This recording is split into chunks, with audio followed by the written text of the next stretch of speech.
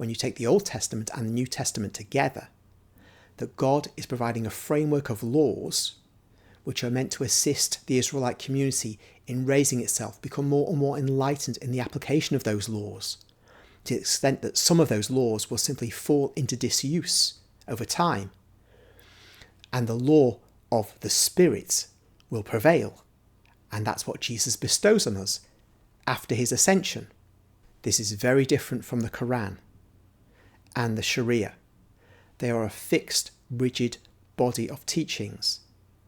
So, for example, in the Quran, chapter 65, verse 4, you have a teaching that shows that a man can be married to, in the fullest sense, a prepubescent female. And if you think I'm wrong, look at this video. If you look just at the Quran, you will get the indication that you can have sexual intercourse with a 5-year-old.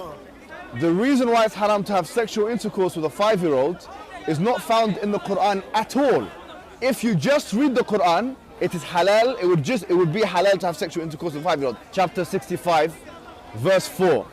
Allah subhanahu wa ta'ala tells us who you can divorce and who you cannot divorce. And then he says, وَاللَّائِ لَمْ يَحِدْنَ وَاللَّائِ لَمْ يَحِدْنَ, and the ones who had never been pubescent before. And by the way, this is very important, yeah? I want all Muslims to be aware of this. The reason why we don't have sexual intercourse with 5-year-olds and 6-year-olds and 7-year-olds or whatever is not because of puberty. Wait a minute, what did you say? It's not because of puberty, because that verse in the Quran actually says lam yahid. They never had puberty before. You can't go around that. The Quran doesn't say anywhere in the Quran that the woman has to be pubescent. I dare you to find one verse in the Quran where it says you're not allowed to marry someone based on harm, or you're not allowed to have sexual intercourse based on harm, or you're not allowed to marry someone based on puberty. Get me one verse in the Quran which says the woman has to be pubescent. No. You know, in the Quran it says حُرِّمَتْ عَلَيْكُمْ أُمَّهَاتِكُمْ. It says you're not allowed to marry your mum.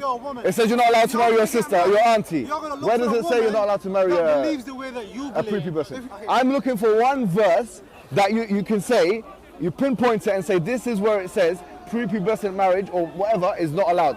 So if you're Quran alone, you're steered towards pedophilia, and a severe type of pedophilia, a wife abuse, a severe type of wife abuse. And if you think that video is not clear enough, look at this video. You asked me, would I allow my daughter to get married at 9? I'm saying the analogy is wrong, because our teachers teach us the woman has to be sexually, mentally and physically ready. That means if my daughter got to menstruation, Hold on, let me finish. If my daughter reached the age of menstruation at 9 years old, I would say you are ready, you are ready to get married. In Islam, there's something called the Son of the Prophet. That is, all Muslims are called to emulate Muhammad as much as possible. He's the perfect example of how a human being should be. And so that includes, of course, his marriages. Now, Muslims are limited to 4 wives, whereas he could have more.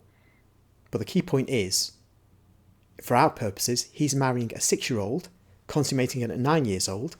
Therefore, it is a good thing, blessed by Allah, the God of the Muslims. Therefore, it's perfectly proper and indeed good for Muslims throughout time to marry 6-year-olds and consummate at 9 years old. It can never be a bad thing, otherwise the Prophet would not have done it. The Prophet only does good things.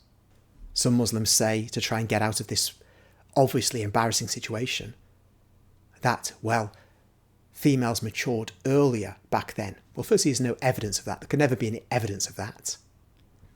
But I would suggest it's more likely they matured later than modern Western females.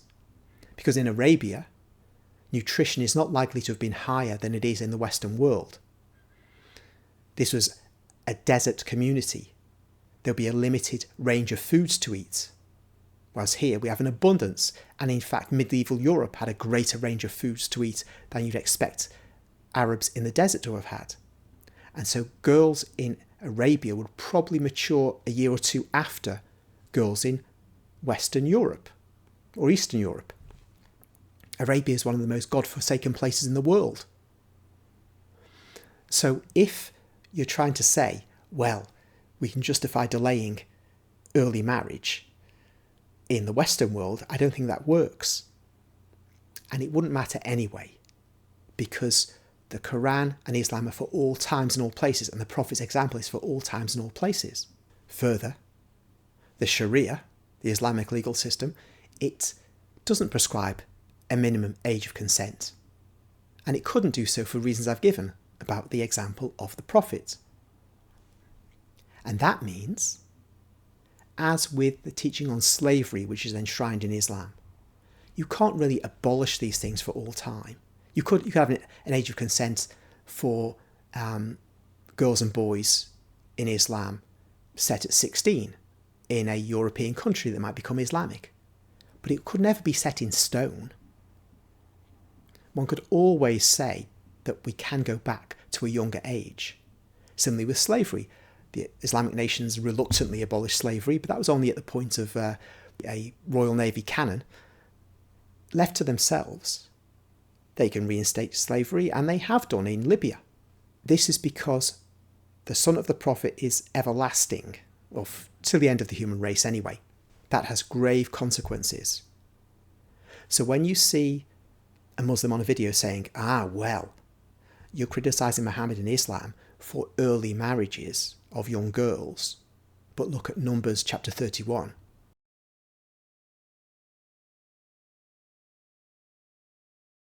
Was Moses an instigator of pedophilia by our standards today? Do we see in the Bible that there was sexual intercourse with Yes, young girls?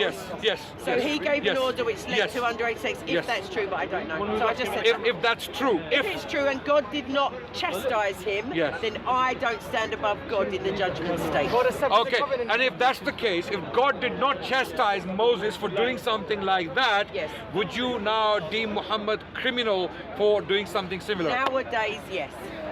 You're not comparing apples with apples. Numbers 31 was appropriate for its time. It was not God's ideal. What is God's ideal, you might ask? You cannot know it unless you're a Catholic, because the New Testament doesn't tell us what the proper age of marriage is. In fact, in medieval Europe, it is true. The general age was 12 and a half, and that goes way into the 19th century, in Britain anyway. And there's no problem with that in principle. It's very different from the age of 9 that Aisha was. 12 and a half is puberty, and 9 is not. Let's not kid ourselves.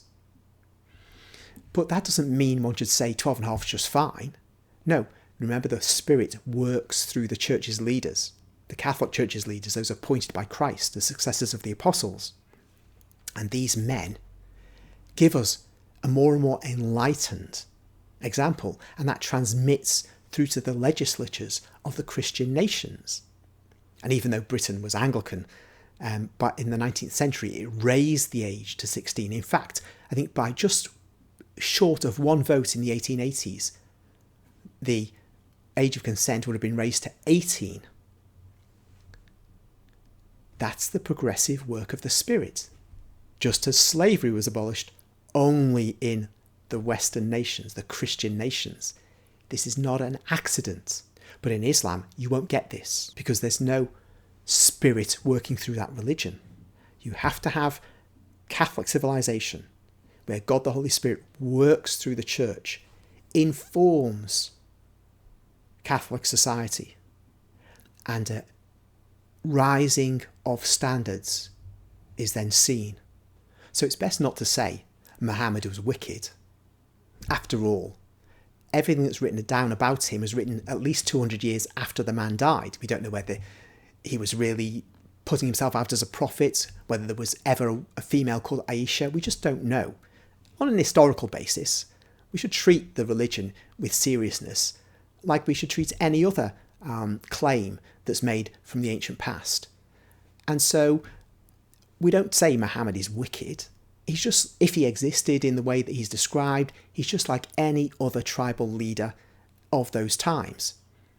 What is wicked is the religion of Islam itself, specifically its legal code, which today says, and will say forever, that a man can marry and consummate the marriage with a girl as young as 9, and actually, to be honest, it could be younger than that if her physical development is perceived by the Muslims to be such that it justifies consummation.